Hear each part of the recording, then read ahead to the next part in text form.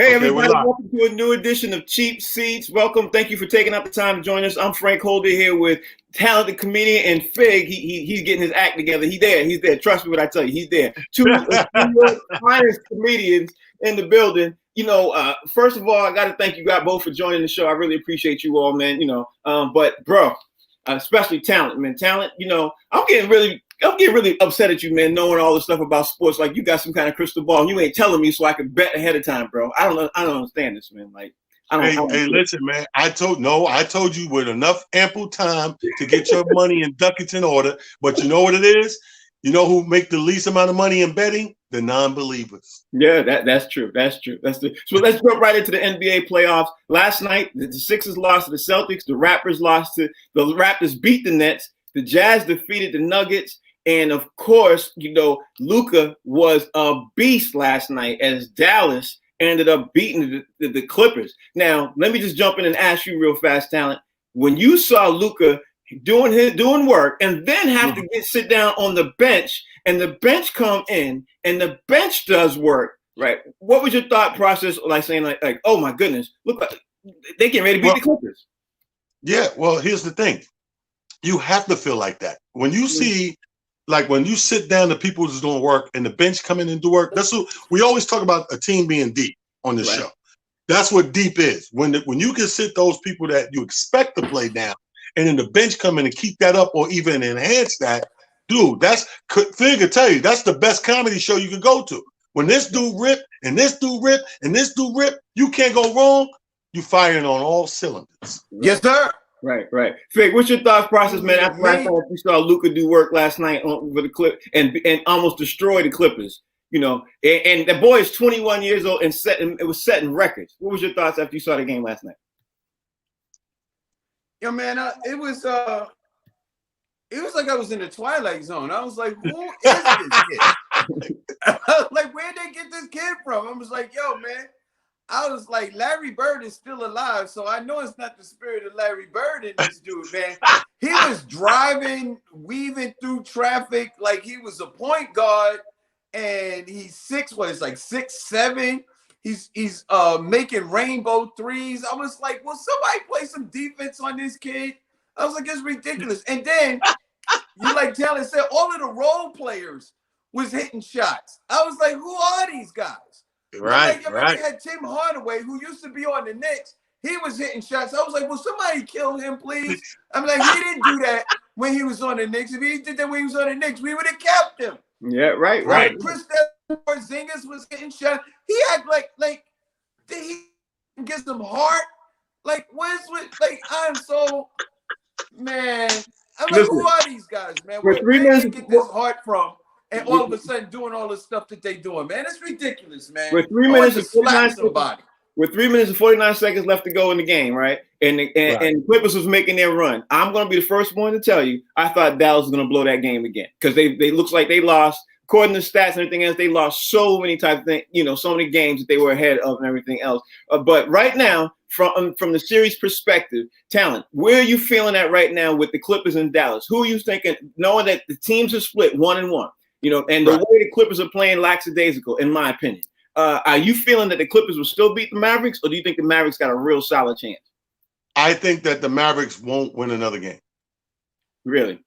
Yeah, I think now, remember, after game one, if you're trying to get your legs under you, after you actually give up a victory, I think that's the ultimate wake-up call for a team that it's just, expected to go to the chip or win the chip. So I think that's smack in the face. It's just like that, that dude that you never thought would hit you, lady. Like, and then you haul off and smack him, and he smack you back. That's reflex. Mm-hmm. So I think this ass will deserve one reciprocated, and that's going to be reflex. And then they're going to realize, because it's a wake up call. Because I know they went in there lollygagging, like, let's just mosey through this. And now all it takes is that loss to wake a team up to be like, yo, it's real. Mm-hmm. Yo, you know what they call that, Talent? What? That's called a dig 'em smack. Give me a smack and I'll smack you back. And I'll smack you back. What's your thoughts, Greg? What you think? Yeah, man, I'm with T, man, on this one, man. I'm like, yo, you know what? It's kind of funny when you are a team, you know who you got, you know who you are, you know you're supposed to win. And just sometimes, like Talon said, sometimes you just go through the motions because you feel like, this team is good, but they're not us. They're not supposed to beat us. And then They do. Right. Then they they beat smack you and you like, oh, okay. Oh, they for real. Oh, all right, all right. So it's like that now? Oh. You know what it's like back in the day when you was playing with your friend and y'all was slack boxing and he slapped the fire out you. Then you got serious. Like, then it's a real fight. Serious? Oh, I see. Okay, all right. And then you got to beat him down. No. I would hate to be the Mavericks tomorrow. Yeah, me too. That's all I'm saying. I would hate to be them when they need to see these Clippers again because, I would tell you, Doc probably broke off his feet into the Clippers behind last night after that. He was like, are you guys serious?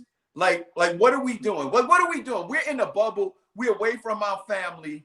You understand what I'm saying? Are you guys going to play this game or you just going to bow out and you're going to go home? Like, what are we doing? We're vets. Let's go. Right. Stop playing games with these guys because you see they're not playing games with you. All right. And in other NBA news, last night the Sixers lost hand over fist to the Celtics.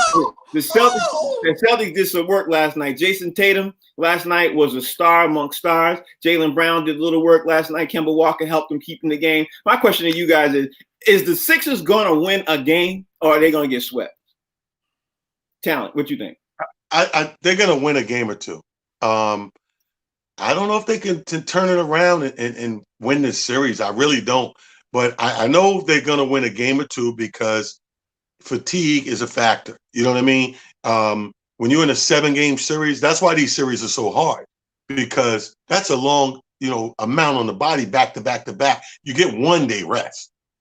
Game, miss a day, game, miss a day, game. So I think that because of fatigue, it will allow the Sixers to get 1 or 2 games. I don't know what it is about fatigue, but it seems like the team that's losing, they're not as tired. The team that keep winning, at some point they're gonna get fatigue will set in and give you that little opening where you may get 1 or 2 games, but I don't know if they can pull this series off, bro. I just know that I don't believe they'll get swept. Okay. Fig, what you think? Did you watch TNT the other night when Charles Barkley brought out his broom? Mm-hmm. Yeah. You think it's gonna happen? Yo, man, let me tell you something. You know why? Because it seems like everybody is playing out of position. These guys are playing out of position. I was so frustrated. I started to throw something at my television. Every time the Sixers went down, Joel Embiid was at the 3-point line. It frustrates me to watch this dude with all this talent wasted trying to be something that he's not. You understand what I'm saying? When you try and be something that you're not, and but you're good at one thing, but you try and be something else because that thing is popular, but you ain't good at that. Right. That's what Joel Embiid is doing. I mean, he's okay. He's an okay outside shooter. He can make a couple of moves here and there for the cameras, make it look nice. But Joel Embiid, if you look in the mirror, you're a beast. You're a monster. You're ugly. You're big. You're tall. You're goofy. You don't have a haircut. You know what I mean? Yo, you got to be a monster. And he wants to be cute. He wants to be Jaylen Brown. You know what I mean? You're not Frank. cute. I tell you this, Big.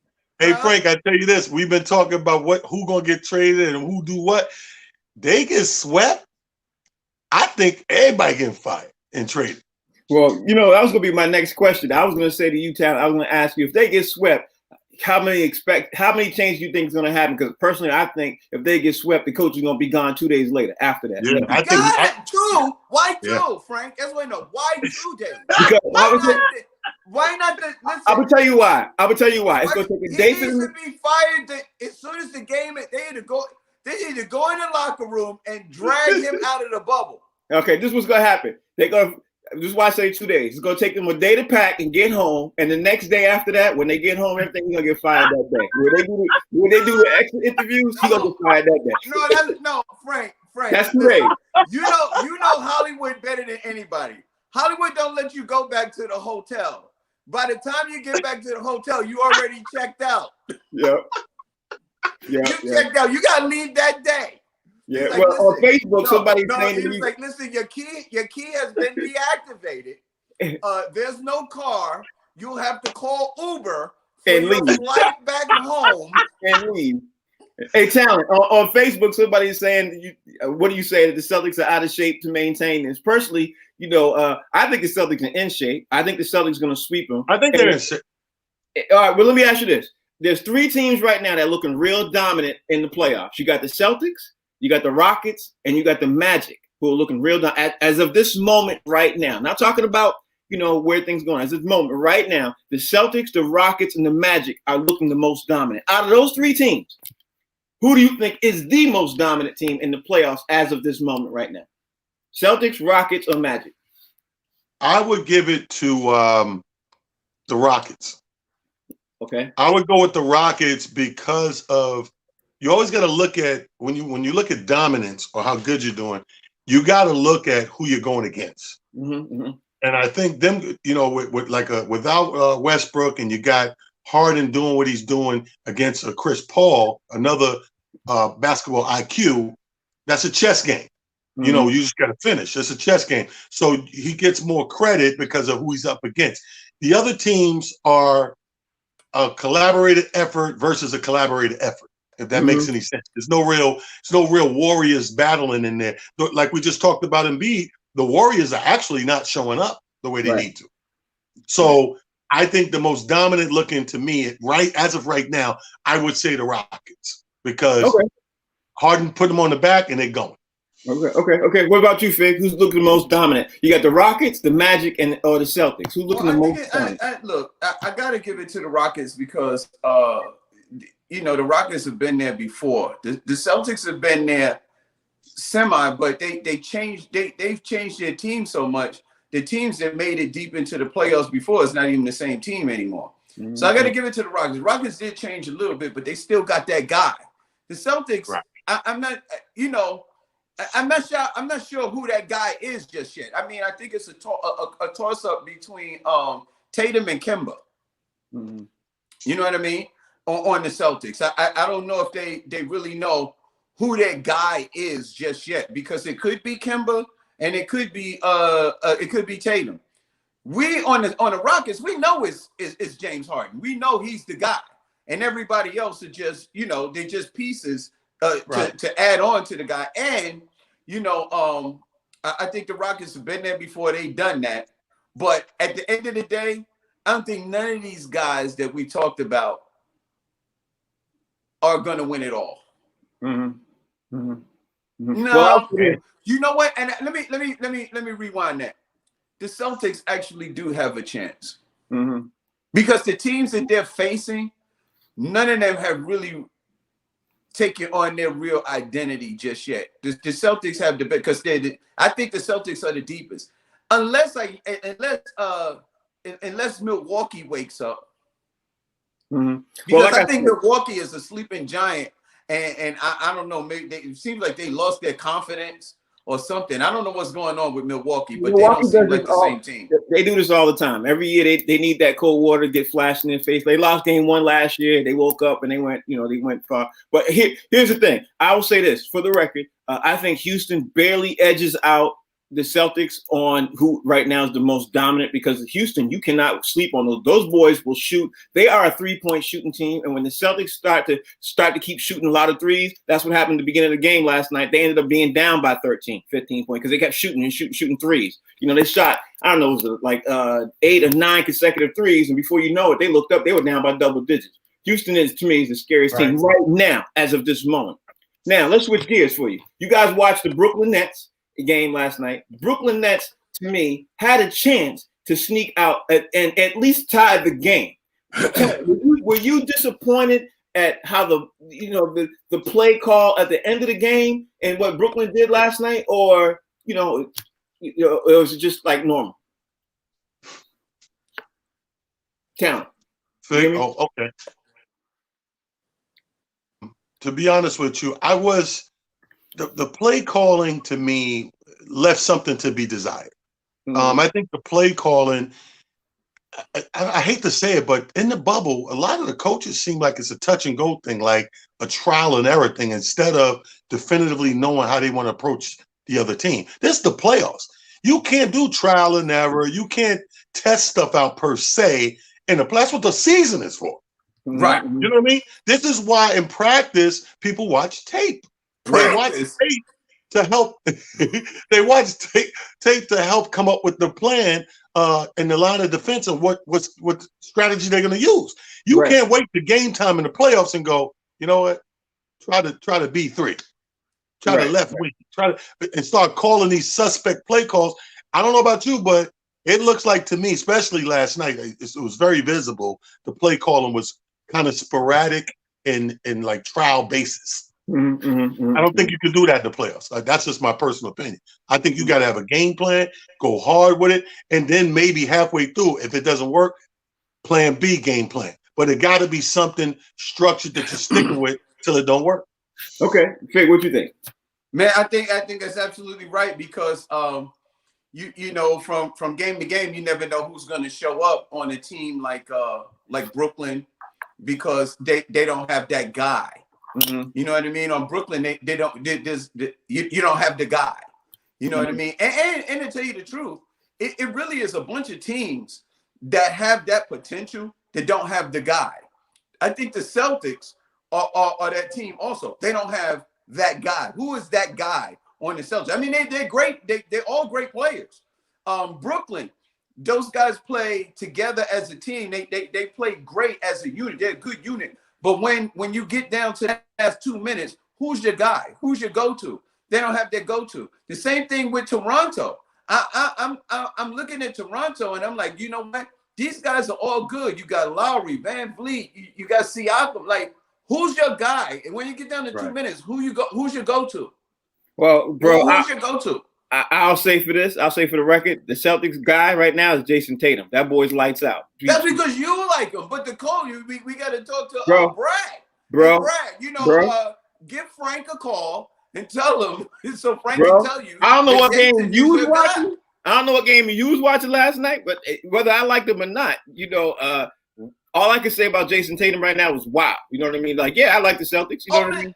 But Jason Tatum is like talent. To agree or disagree, Jason Tatum's not lights out to you last night when you saw the game. Did you watch? You watched the game, right? But you know what's funny? I for the last few years, I kind of been expecting that from Jason Tatum.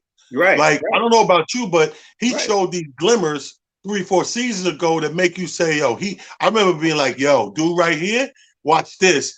And then something happened where he just, like, I don't know, got complacent with mediocre or role player. You know, he looked like 3 seasons ago, he looked like he was going to, like Fig said, we don't know who that guy is. He looked like definitively he was going to be that guy and house that spot. And somewhere in last season, the one before, it was like complacency. No, that was Kyrie Irving, brother. You know that. That was Kyrie Irving. The ball hog it, but I'm not going to go on a Kyrie Irving tangent. But Kyrie hogs the ball, he dribbles, and then he passes the ball at the last second when you got like 22 seconds left. You know what I mean? Like, bro, that's what he does. And then what do you say? But then what do you say when he left? Because the same thing kept up. When he left was this season, Kemba Walker came in and Tatum shined. Jaylen Brown shining. Yeah, but he's shining now. Like Tatum was not consistent all season. You know that. No, but it was hard to be consistent all season when you have all these players coming off the bench. Nah, you got to listen. Dominance. You know why they call it dominance? Because it dominates. You can't blame it on the surroundings. They call it dominance because you dominate. You know what I mean? Look at LeBron James constantly puts 3 or 4 all-star players around him. He's created that formula since he left Cleveland the first time. He stays in that formula, but he's still LeBron James dominating in that formula. Well, but you can't blame what's around you. You got to shine, dominate. I'm not blaming what's around me, boy. Let me wrap this up right here. Let me wrap this up. See what happened? No, serious. I mean, watch this. You're right, Frank. In last year, the year before, it was Kyrie Irving. So those guys, they gave that, you know, they was like, okay, Kyrie is the vet. Let me let him lead. You know what I mean? And then when Kemba Walker came this year, Jason Tatum said, okay, let him lead. You know what I mean? Because he's the veteran and he's the star. Let him be the star. Here's the thing. When LeBron first went to Miami and they lost to Dallas, it was because LeBron James was like Jason Tatum is now. He was like, I'm a star, but this is Dwayne Wade's team. When Kemba Walker and everybody else decides that this is Jason Tatum's team and he takes that role, then he'll be the guy. But right now, it's like I said before, it's still a toss-up whether it's Tatum or Kemba. Tatum or Kemba. Kemba got to go to Tatum and say, yo, dude, you're that guy. This is your team.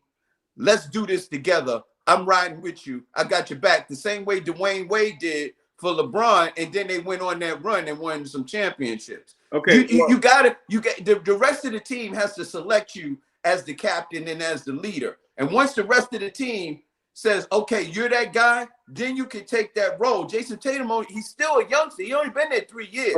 Okay. Now's the time, like we always saying, we got to switch up. We got to switch gears right now. We got to start jumping into a topic that I'm really interested in talking to. And before we even jump into that topic, let's first introduce my man, Mr. Kenny Lofton, to the show. Hey! Kenny, how you doing, bro? How you doing, man? Hey! Yes, sir. Let's first listen to this dude's stat. Kenny Lofton played in the Major League Baseball for 17 years. He's a 6-time All-Star, 4-time Golden Glove player. And let's be honest, to all the people out there watching, he should have gotten more Golden Gloves and he should have got more All-Stars. Let's just be real. He should have got that. Yeah. That.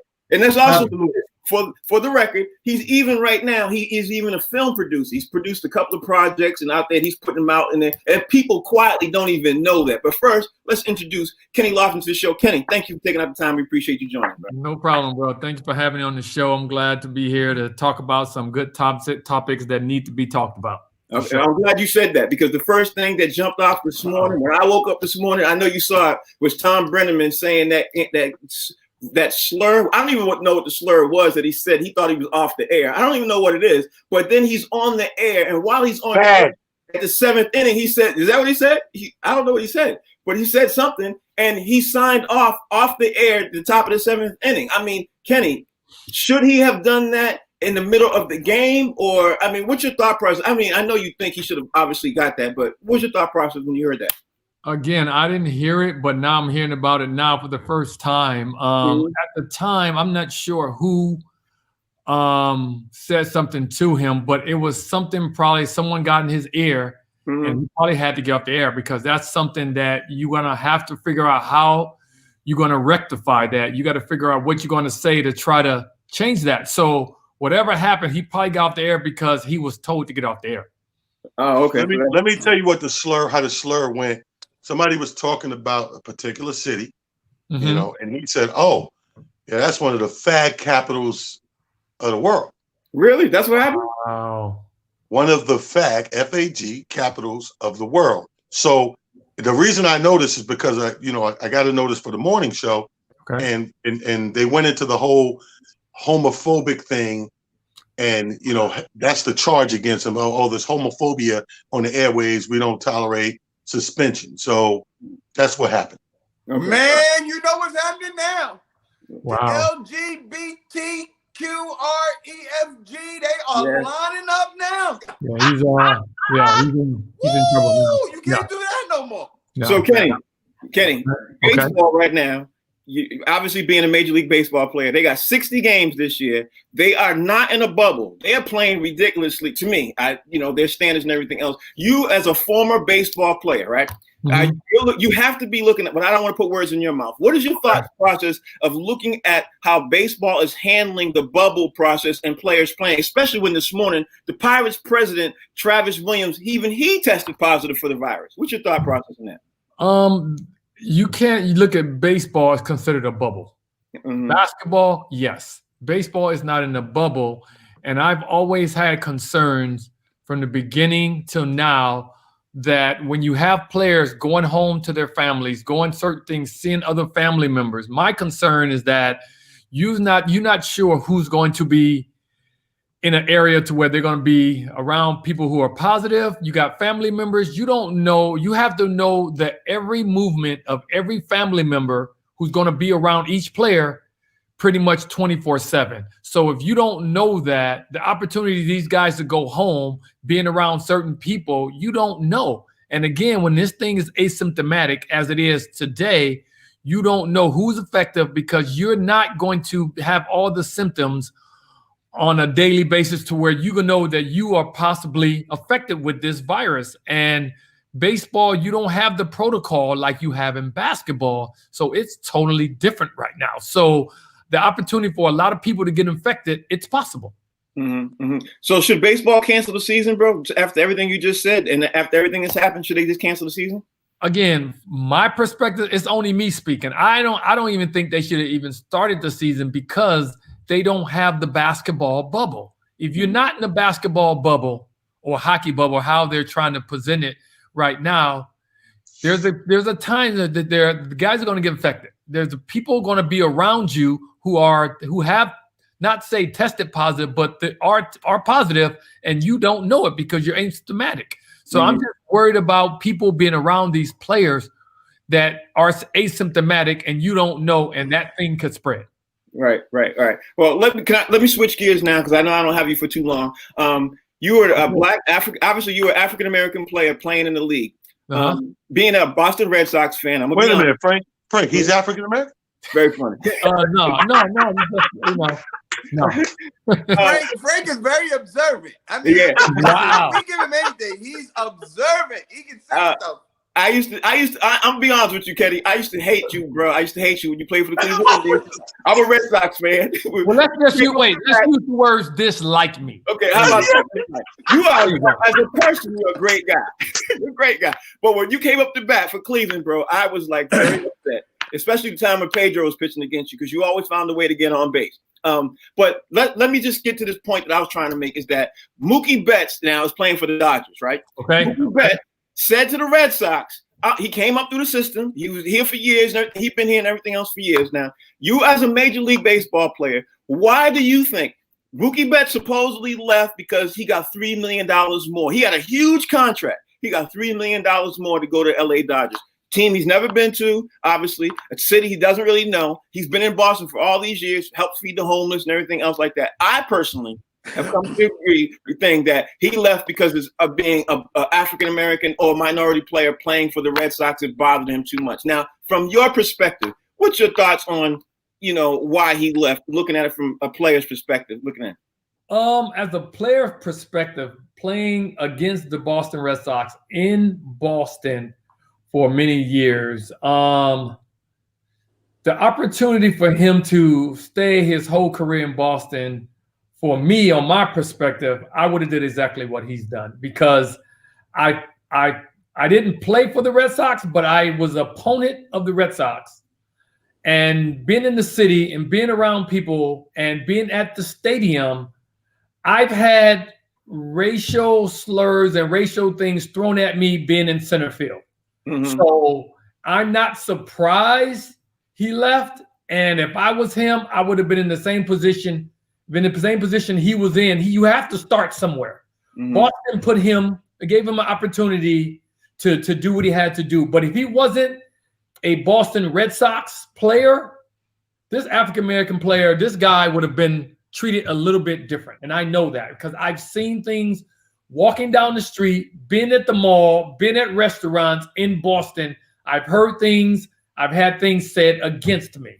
So I'm not surprised.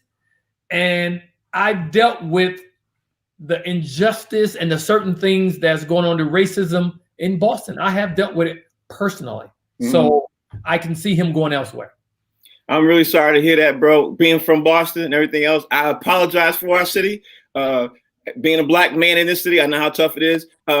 Being that Mookie Betts left, it left like it really hurt me. Of course, I'm a Red Sox fan. It really hurt me. I was hoping that we could see building on something. But what's happening in the city, in the country right now, with Black Lives Movement, I thought he would go a different way. I'm not going to lie. I thought he would do something different. But now that just goes to show how bad it really is. But anyway, Frank, let's face it. I mean, the city of Boston stands by itself. And no matter if you're talking sports, entertainment, or just the everyday black man or person of color, it's definitely its own beast. There's a belly of a beast out there that you would have to experience to understand. Because when you look at Boston, the pictures, on postcards and the landscape, it looks beautiful. Even when you see people out hanging out, until you start to mix and mingle, and you start, look at Paul Pierce.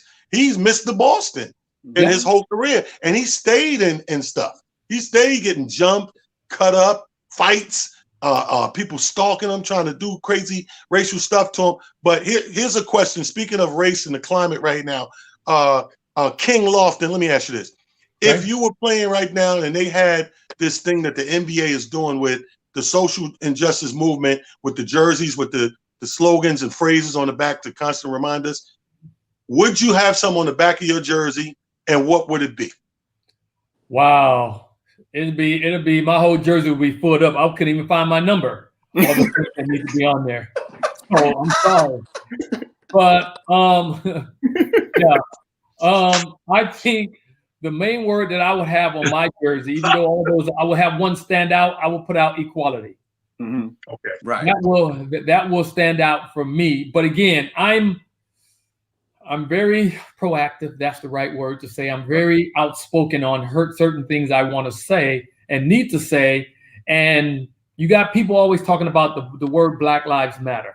And I put out a tweet a month ago or something about when they say, why do you say Black Lives Matter? Don't all lives matter? I'm like, yes, the word all lives matter. And I said all lives will matter when the word all includes Black lives.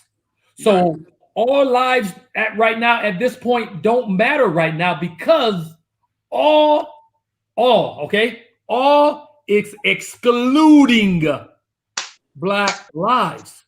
Right. So when they focus on Black lives, it will include all. Because right now, the word all, Black, is excluded from it. Right. So once it includes Black to the word all, then you complete it. You know what's funny? Right now, I didn't know I was going to answer that question, but that's the perfect answer. But no, the word all, that word is not finished. We're not finished with that word. You know what? You know how people say Black Lives Matter? I think the one word that should have been added to Black Lives Matter on the end, TOO. Black Lives Matter too. Because before that, everybody else mattered except Black lives. We've been excluded. So you say Black Lives Matter too, or Black Lives Matter also. We're also important. We want to be included. We no longer want to be 3/5 of a man or a human being in the Constitution. We want to be whole. We want to be 100%, just like everybody else. We matter just like you do. And things won't be equal until me, a black man, get my own Chinese restaurant.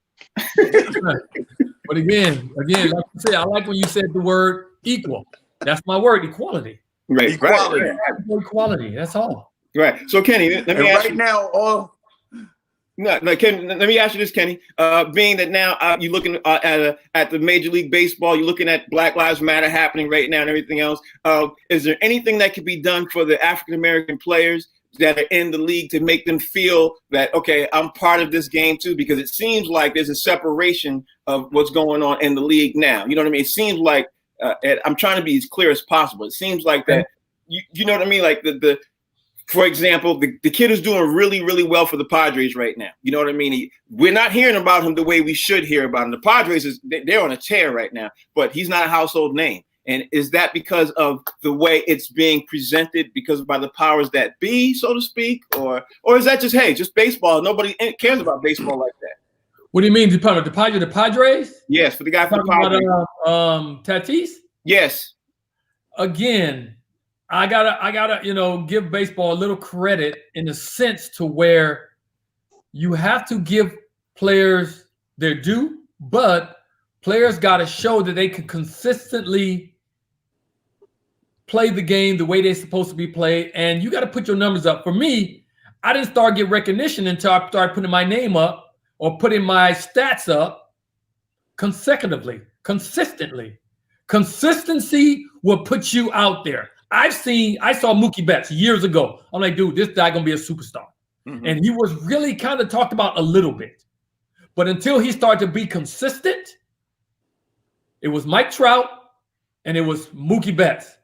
Now it's right here now. I mean, they're like this. They're going back and forth from my perspective because Mookie Betts consistently put the numbers up to start to equal to where Mike Trout is.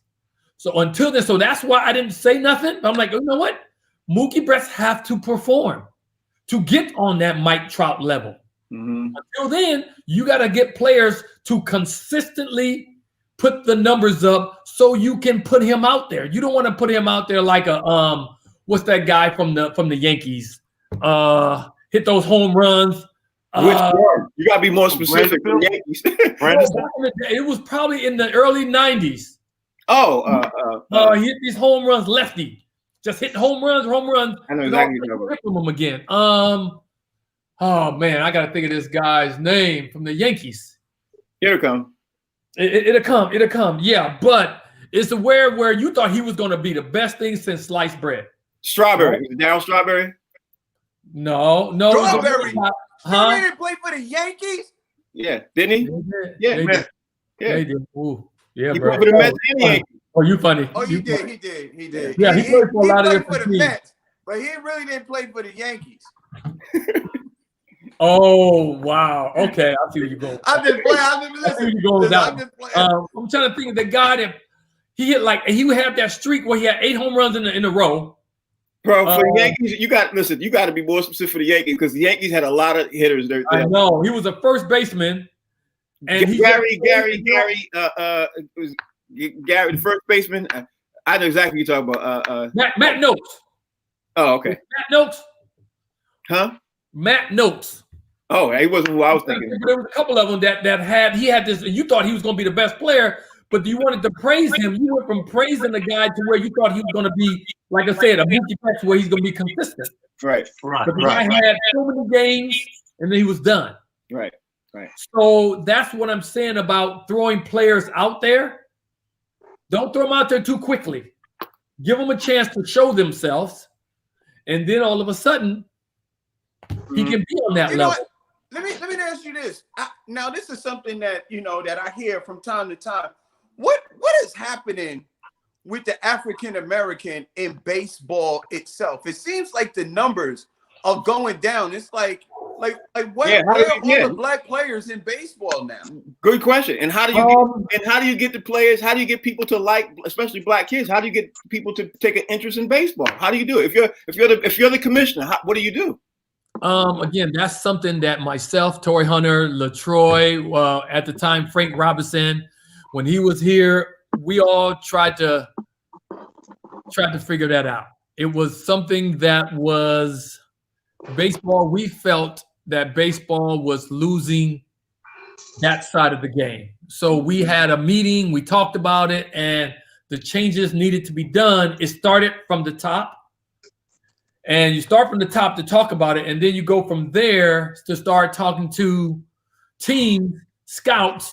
I think a lot of scouts were afraid to go into South Chicago, South Side. They were starting to go into Compton, in certain areas. You didn't have those scouts going there to find these players. That was the problem. They wasn't going to all the HBCU schools to find these players. There was so much talent out there that they were staying away from. Wow. And that was the problem, that it starts there. It starts to where you go and scout your players. Right. And if you have scouts and people who are afraid to go there, that's why you need to hire somebody like a Darryl Strawberry, hire somebody like a Eric Davis, somebody like that to go. Somebody like a Kenny Lofton to find these players. Yes. Somebody like a Kenny Lofton. To go into the South Side of Chicago, to go into East Cleveland, right, to go and find these players because they are there. But again, players like myself, Strawberry, we're not hired to go into these areas to find these players and show you, here are these players, give these players an opportunity. So while these players are not having an opportunity or having a chance to become part of a major league team, they are being skipped over by these kids all doing all these area code games, all these games where you got to pay money to be a part of. Some of these kids don't have that opportunity because that's where the game is going. Well, Kenny, I see our time is running out with you. I just want to thank you. Bring it. Okay. All right. I was going to ask you about film pool. I mean, I know you got. I want to switch gears a little bit. Y'all got me hooked now, so bring it. Hey, Frank, that's that Chicago, Frank. You can't just spit. He said, no, bring it. No, y'all done started now, Muhammad Ali. Let's go, player. Rubber dope. All right, well, let's bring it. Let's bring it. Okay, so my next question to you is, bro, since the meeting that you guys had didn't work out and everything else, is it possible for you guys to even have a conversation about forming your own association or something else? Because listen, there's money out there for government grants and things like that to help, organizations to go out there and find these African American players. And is there just throwing it out there, spitballing, is there anything that could be done to change that? Because we all know there's some kids at some HBCUs who are playing phenomenally, who are not going to the league at all. You know what I mean? They're getting regular jobs. So the problem is we can't start our own. That's that part is that because when they always try to use the word America's pastime, and they want to look at baseball as the America's pastime. When I hear that word, that I almost want to pull my little hair, my little twisty. I want to pull my hair out because America's pastime, Satchel Paige, Jackie Robinson wasn't there. Mm-hmm. Right. So, and you know what I mean. So that's what that word scares me when I hear that word. Pastime. I don't want to go back to there. So in order for this to happen, it needs an opportunity. We can't form a coalition or something in that pack to start something like this in Major League Baseball. Mm-hmm. It's not on that level yet. The word equality is not totally there yet for that to happen. So for us to start a group like that, no, when you use that word, I want to use the word blackballed. I mean, that's, just trying to, you might get caught up in that situation. Mm-hmm. You don't want to do that. You want to give these kids all the opportunity, the little opportunity they have. You just got to take advantage of that little opportunity. You don't want to take that small opportunity that these kids have taken away, because it will get taken away if you try to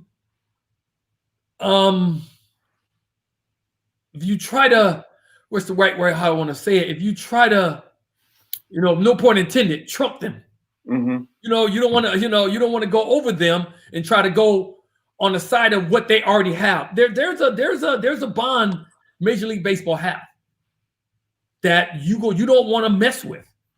And we all know that. And that's why some people just zip it up. Right. Once you start talking, you're in trouble. Right. So we have to give these kids a little bit of opportunity, and they have a little bit. Let's just keep that going, and hopefully equality and things will change. Well, I'm looking at my time. My time is rolling up. But let me just ask you this, man. I know you have a film production company. Could you tell everybody out there about your film production company, the films that you've been working on and things like that, what you got working on in the future?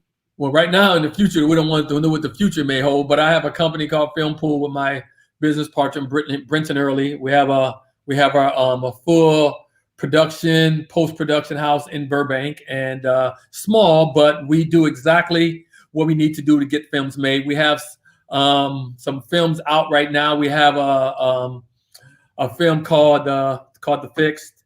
We have a film called My First Miracle. We have a film called you got it off the top of my head. It's called we got The Fixed, and we got The Fighting. Who was off the top of my head? You didn't call me now.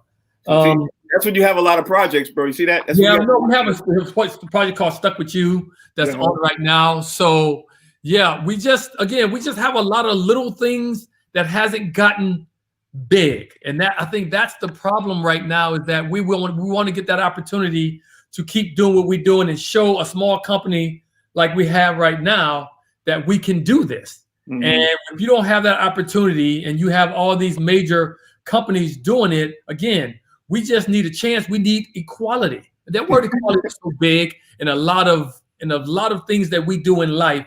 We just want the equal chance to show exactly what we can do. So we can jump on and be a part of the Netflix, the Hulu's, the Roku. We want to be a part of that. But again, we need that opportunity. And once we get in front of the people who make the decisions, we want to be able to do that. So my company just want the opportunity to show our projects and show what we can do. Because again, that's what, once you start showing people what you can do, you have that opportunity. And once you get that opportunity, we're like the little guy in baseball. We just want the opportunity. So we got to keep our mouth closed of saying things, but we want that opportunity. Hopefully this thing can expand. That's what we want. Well, thank you for taking out the time. We appreciate you taking out the time. All right. I'd like to have you again because now I love you. Now come on now. Come on. Bring how do we follow you? How do we follow you? On social media or everything else? I don't know all those things. Just find me. I'm Kenny _Lofton. I think at Twitter. I don't know all these how to find me. I'm on social media. I think somebody else set it up for me. I don't know. Kenny, we're gonna have you come back again, man. I really appreciate you. Thank you for taking it, bro. Thank you. Well, next time I have we appreciate having you. No problem. Next time I have all my Twitter handles and feeds and all that stuff for y'all. I don't know. That's fine. I'm there. But it's Before you exit out, who's gonna win the NBA championship? Because I know you play a little ball. Who's gonna win the NBA championship? Bruh, I don't know. I want the Clippers to win. Sorry, but that's who I want. But we'll see. It's with that boy Damian Lillard, boy, good Lord. Oh, have mercy, boy. He's a bad boy. He's a bad boy. Yeah, he's a bad boy. So yes, exactly. Game time. So that's all I can say. That Damian Lillard, boy, man. I love LeBron. I'm a LeBron fan, but woo-wee. All right. Joke. So I got to finish on that. Well, thanks, Kenny. I appreciate you, man. I'll be in contact with you. I got that. Thank you, bro. All right. Peace out. All right. Oh, man. So, y'all, that was Kenny Lofton, 17 baseball player, talking about all of the stuff exactly as you already know about in the league. But we got to jump back into and talk about the rest of the NBA playoffs. I know you guys enjoyed the conversation too. Oh, but I was going to pick up the conversation with you guys, man, and talk about the games that are happening tonight. The Lakers are ready to turn around and play tonight. And, it's been talked about all night and all this morning on all the sports things that if the Lakers don't win tonight, it's a wrap. Talent, is it a wrap? If they don't win, it's a wrap anyway. It's a wrap any damn way. Whether they win tonight is irrelevant. It's a wrap any damn way. There's a change of guards in the NBA. It literally guards. There's a change of guards, and his name is Dame Time, baby. And here's the irony of the greatness of this thing coming to fruition. If what I say comes to fruition, do you realize one of my favorite players, I got a top 5 disrespected players in NBA history, and this dude has gotten the 5th spot, and that's Carmelo Anthony. So if Dame gets a chip, guess who gets a chip with him? Melo. Enough said. What about you, Fig? Yo, man, it's gonna be incredible, man. Let me tell you this. Here's why I sort of am leaning towards talent right now, because they already making excuses for the Lakers. Did you hear the story? LeBron says there's some underlying things going on and making it really difficult for them and stuff like that. I'm like, listen, I always thought that sports was the escape from all of the other stuff that people were going through. You can't bring that stuff with you on the court. You got to go out there and play. You know what I mean? So if you're making excuses after game 1, I'm starting to wonder, like, maybe you ain't got it in you no more. Maybe you never really had it in you. Hey, you know what I mean? And maybe Anthony Davis ain't that dog. Hey, he said he is. This is the question for you, Talent. This is the question for you. Yeah. If Portland doesn't do it, right? Is this the year lining up for Houston Rockets to come in and steal like Toronto came in and stole it out from everybody under last year? No. I just think that I don't think Houston got it, man. Like Houston is that hill climbing team that won't get over that hump. And I think that I give them 2 seasons. After this one, I give them by the second one after this one, not next year, but the one after. I think we're going to see a realization and a growth from Harden, that a level of sharing the ball and getting continuity between the players. You know, not just him trying to be the scoring leader, because we watched this for the last 3 decades, that the person that's chasing the scoring title don't get the chips. He get all the scoring titles he want. Oh, he led the league in score. He led the league in score. But until they sacrifice, Jordan included, and he's the best and did the most, until they sacrifice and get the continuity and the flow of the full team, and that's the only thing the Rockets is missing. It's still all about Harden. Mm-hmm. It's like, an important game, they're not going to win if Harden don't go crazy, right? That looks good in regular season, but in a 7-game series, the wear and tear is too hard to come back from. In 2 years, I give him, though, he's going to come to his senses and going to be satisfied with 25, 30 a game, but mad wins like a championship. Fig. Yeah, man, let me just tell you about James Harden. Talent said in 2 years, he's going to come to his senses, start sharing the ball. I think in 2 years, he's going to he's going to come to his senses and team up with Luka. That's possible. That's very possible. Hey, that's not far fetched. I got a new name for Luka. What? Cool Hand Luke. Okay. Ooh. Cool Hand Luke. How about use the force, Luke? How about I am your father, Luke? I am your father. Listen, I think that's what Doc Rivers and the Clippers are going to say to him in the next game. It's like, Luke, I am your father. If he go play some pickup ball in the hood, they're gonna call him Skip to my Luke. Y'all are crazy. So Rockets definitely don't have an opportunity that you think that the Rockets has done, and it's the Clippers, the Lakers, the Blazers. Frank, listen, the Rockets. Listen, you know where the Rockets suffer?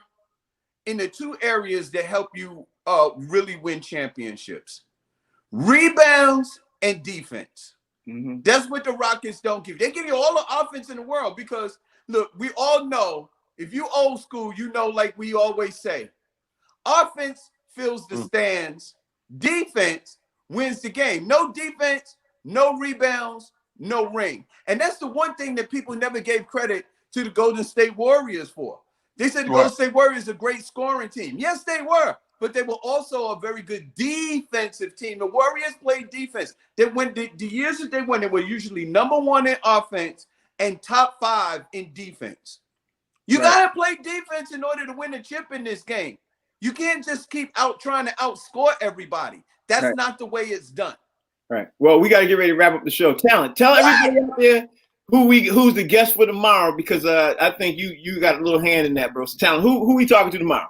Hey, we got NCAA champion, my girl basketball WNBA star for the New York Liberty, Ashley Battle, is coming on tomorrow's show, son. And what people may not have known, we're going to get some inside information because she is working inside the NBA bubble. She's in a bubble? Yes. Are we actually going to get somebody that's in the bubble? Yes. See, I'm looking forward to that. Now, that is so dope. Let me tell you this, because the NBA, they playing their team in the bubble, and Major League Baseball, they just blowing bubbles. That's how they do it. Talent, tell everybody out there how they can find you, bro. Hey, it's your boy Talent the comedian on Instagram. It's Just Comedy on Twitter, and King Talent Harris on Facebook. Salute. Hey, Fig, tell everybody out there how they can find you. Yeah, you know, I am the comedian, F to the I to the G, on social media platforms. That's Facebook, that's Twitter, that's Instagram. It's your boy. That's what I'm trying to tell you. Hey, you guys don't hang up. I'm about to disconnect this. Y'all don't hang up. Thank you all for tuning in. We appreciate you. You could download the Humor Mill app. You could tune into the Humor Mill on a lot of platforms. Type in Humor Mill. Believe me, Google us. You'll see us. Download us. Listen to us. Watch us on Facebook, Twitter, Twitch, Instagram. We're everywhere. But please, we're everywhere. Tell a friend. And this is the Cheap Seats. I'm Frank Holder. We'll see you tomorrow with Ashley We're Battle. the box seats, baby. There you go. We'll talk to you.